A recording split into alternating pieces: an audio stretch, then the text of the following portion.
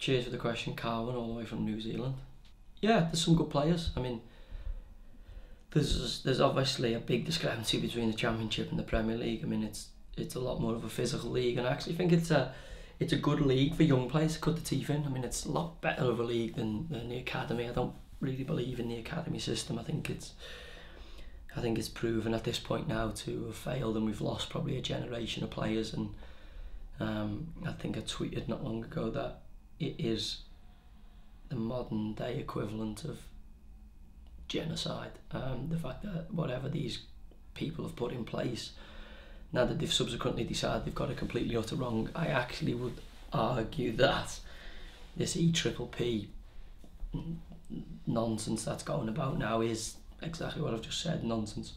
I don't believe we will see a stimulus in British talent until the education system within the game's better, until we start educating players what it takes, until we start educating coaches what it takes to get the most out of players. I think we're just going to be throwing eggs at a wall, trying to see which ones don't break for a long period of time. And we're starting to see that in the modern day game. I mean, we're fortunate at the minute because we're getting a few eggs sort of through. We're not getting as many as we once did because the Premier League's now demanding that the best players in the world play in it, and the best players in the world aren't the English by abundance. So we've got a global league sitting at the top. I think the Championship's actually a really good league for English players to cut the teeth in. I think it gives them first team experience. One notable young player who sort of springs to mind is the young boy Will Hughes, who was at Derby, who I thought was I think he's 18 or 19. I think he's got a big future, or he certainly could have it. And I think he's in the perfect place. Derby's a big club. He's got a good English coach. I think one of the better, if not the best, English coaches of the last sort of 5-10 years, Steve McLaren, who will no doubt nurture him as a player and as a person. And I think he's going to get a lot of game time, and also he's going to get the pressure of, playing well for Derby and what that takes, without having the sort of financial pressure of a Chelsea, or he's not good enough, we'll go out and buy the best player from Brazil or the best player from Ukraine, which is what the Premier League teams tend to do at the top end. He'll get a lot of time to develop as a player and as a person, and hopefully if more clubs did that with the talent, you would get more kids coming through. I mean, I'm in favour of scrapping the academy system in the properly top tier of English football, because I just think there's no point in it. I mean, why is a manager whose job's going to be on the line, if he's going to lose 5 or 6 games, as we're now probably seeing, with Villa-Boas when he gets a few bad results, David Moyes at the minute who's getting a couple of bad results, why is he ever going to take the time to bed in a young player when he's not going to get the time to bed in as a manager himself, because the results are key to it? So you need to go outside of that. I think we need to give the players similar to what they do at Crew, they develop players and they give players time to develop, and the result isn't the main thing. We have to separate results from player development, and I think whilst them two things are put together, whilst we're still got youth team coaches, or certainly the English fan screaming on for the results on the touchline, and we're not thinking solely about player development, I think we're knackered. I've said before on record, I think we should wipe the slate clean at international level. I think we should send all our better young players to the World Cup, get rid of all the old players that have been to World Cups before. I know there's a sentimental value attached to it, but I can't see England getting out the groups. So you might as well not get out the groups with young up and coming players, throw them in at the deep end, see whether they can sink or swim. No matter what, they'll come on from the experience of it. You might break 1 or 2, but we'll find out instead of waiting 5 or 6 years.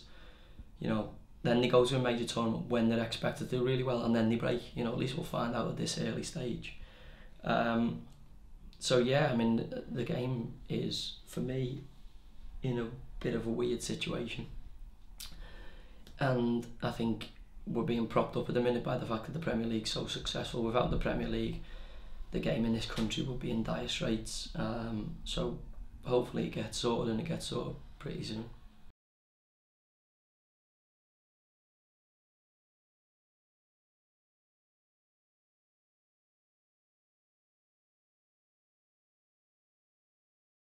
I don't think it's players earning money. I don't think that's it. There's a lot of other sports where the sportsmen earn a lot more money. It doesn't seem to negate from the product. I actually think it's foreign owners. I think the Premier League's a big problem for the English national team for player development. I think foreign owners are as well, because if you're from Russia, or you're as Abramovich at Chelsea, or you're from, most of the top 5 clubs now are owned by foreign investors. There's no loyalty to the English national team. Why are you ever going to develop players for England when all you care about is developing your club's brand within certain emerging markets, whether it's the market in the country you come from, China, America, Australasia, wherever it may be. Their interest is in making money for their club, and not developing English players. I've actually was discussing with someone whether we find a way of putting some kind of financial stimulus in place for clubs who develop players for the English game, whether the FA can do that, whether it's capable, the FA can financially reward, whether it's the lower league clubs for developing players who go on to play for England at a youth level, whether it's under 18, under 19, under 20, 21 or full side, whether they should put some kind of incentivised package in place for that. Their argument will be the incentive for that is the premium that is then added to an English player in the transfer market. But for me, I don't think that's where it's at. I think we need to get more young English players and more young English coaches coaching in real football. Not this charade of academy, football. This is nonsense. I think it worked better at A and B level when players were exposed to playing against players who were older than them. I actually am massively more in favour for this under 23 league or under 21 league where there's a couple of overage players can play in it. But yeah, until we do something really radical, the game's going to struggle. EPPP, from what I know, and I know very little about it, is more about form filling than player development. And it's no doubt probably been cooked up by a civilian who sits in an office somewhere and thinks this is how I'm going to change world football. You only have to look at the problems within the FA and look at this committee that's going on. This ain't going to solve anything. 12 or 14 heads to solve a problem that one man can probably do if he takes the time and has the foresight to see it. Always ends in tears in my view, and I hope I'm wrong. I hope I get it completely and utterly wrong, but I wouldn't hold any great hope on Greg Dyke and his band of merry men sorting out English football. It's interesting to see what's happening in Scotland at the minute with the young kids who are coming through at Dundee, and that's been all forced about. The fact that more Scottish kids are playing now in the Scottish Premier League than for a while in recent years is the fact that the clubs haven't got the money to pay, either the moderate to bang average foreign players or the players who are coming from England to sort of play there. So what they've got to do, because the financial restrictions put on them, is develop and play their own players. Hence you're seeing a lot of young emerging talent coming through in the Scottish League, and I think the main thing that'll benefit from that is the Scottish national team. I think their future's a lot more brighter than England's over the next 10, 15, 20 year period, because whilst the Premier League props the English game up, it's worrying times, because there's less and less young English players playing in the top flight and playing at the top clubs, getting exposure to Champions League, getting exposure to Europa League than what has ever happened before. And that says when they come onto a world stage and they pull on the England jersey, they're going to be behind players who are from Germany, from Spain, from Italy, who've had exposure to the major European club competitions.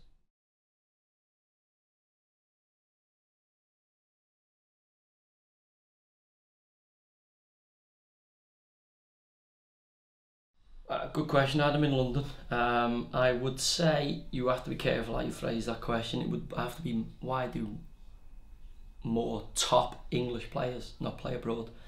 I think there's a number of English players playing abroad, but a lot of them are playing in English-speaking countries. Hence BT Sport. We've sort of found that out when I was doing the Claire Bolden show. I think you can only benefit from going and playing abroad and seeing different cultures and how they approach it, how they train, their mentality, the way they think about the game was certainly a benefit to me, and I would encourage anybody who thinks is a thinker about football and really cares about the game, to go and play abroad and apply the trade there, whether it's for a year or 6 months or 5 years. I think you can only benefit from seeing a different perspective. Why don't they? It's got to be finance. I think the top players, the Premier League, I know people are saying Germany and Spain. If you look at Germany and Spain, it's not all the clubs. You're looking at Bayern Munich, probably who can afford to compete with Man City, Arsenal, Chelsea, Liverpool. I've just named 4 or 5 English clubs there. Tottenham.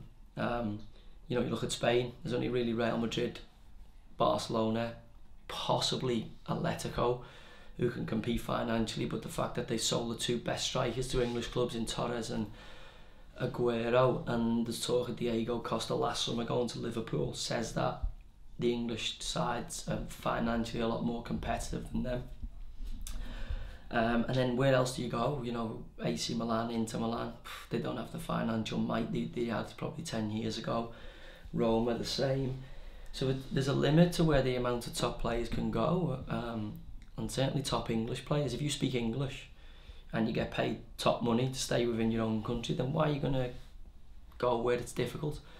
Fair play to Gareth Bale. I think he will become a better player for it eventually. I think, look at Steve McManaman, look at all the top English players who've gone to play abroad, Beckham, they've all become better for it. Not one of them's got worse for going to play abroad. I think they've all improved massively for it. So I think the more top English players that go and play abroad, the better for the national game. I think, the more top English coaches go and coach abroad, the better for the national game. It's interesting to see how many English coaches are coaching in non-English speaking countries in comparison to Spanish coaches coaching in non-Spanish speaking countries, German coaches coaching in non-German coaching countries, and why the Dutch are considered some of the best coaches because they speak the multilingual, they go and coach everywhere. It's not rocket science. The analytics will be there for all to see. The fact that we are not very good globally is we don't really leave these shores. Our coaches learn more from coaches coming in and more from what other emerging nations are doing, or whether more established nations are doing, than what we do from what we're doing. And we're lucky that, as I said before, we've got the finance to do it, because we've got the finance to bring the best coaches in from all around the world. But when that stops, we're in for a really dark period, I feel.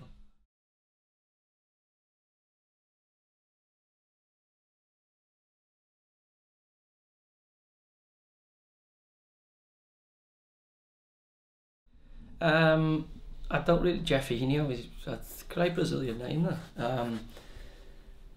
I don't really feel futsal is the answer. I think it's obviously beneficial in certain, I don't think there's one answer. This is the thing about it, it'll be a number of factors. One of the biggest factors for me is the fact that there's nowhere for kids to play football. Everywhere you go, no ball games, you never see kids playing football on the street corners like you used to when I was a kid. There's the opportunity for kids to play football is less and less and less, and because the world's gone PC mad, and kids aren't allowed to play out anymore, the parents would rather them sit in the house and play on a games console because they know they're safe and they're free from sort of people who can cause them harm, which we never knew about, or you never knew as much about when we were kids. We were sort of allowed to go and play football in the street till all hours. But because the media are constantly showing you about, all these people who will harm kids, and there's stories in the papers every day about it, you can't blame parents for wanting to keep the kids where they can see them, and keep them in the house. And, unless you've got a very big back garden, it's difficult for kids to play football as much as they would like. The fact that there's going to be a lots of small things that constitute to one big thing, and I think probably playing futsal would be one of those small things. Do I think it's the answer? If every kid played it, would there be of benefit to us? I think it would help, but it wouldn't be the answer. We'd probably end up with a lot of people who couldn't do they'd be very skillful but wouldn't have the practical abilities to be able to negate someone steaming into them to take the ball off them, because I don't know the rules of futsal, but it's like the ball's heavier or something. You can't kick it over head height or something like that, which I think is great for player development. But as I say, I don't think it's the one answer. I think there's a number of things we could be better at, and one of the main things was, you know, if you get more kids playing football more often, it would help. The fact that there's nowhere for them to play doesn't help, and I think grassroots football is something that needs to be looked at very carefully, because grassroots football is what props the whole of football or British football up. Without it, we're going to be struggling. So yeah, I think we need to have a look at that and support football at grassroots level. I think the more we do that, the more junior clubs we've got developing players, the better for the game as a whole.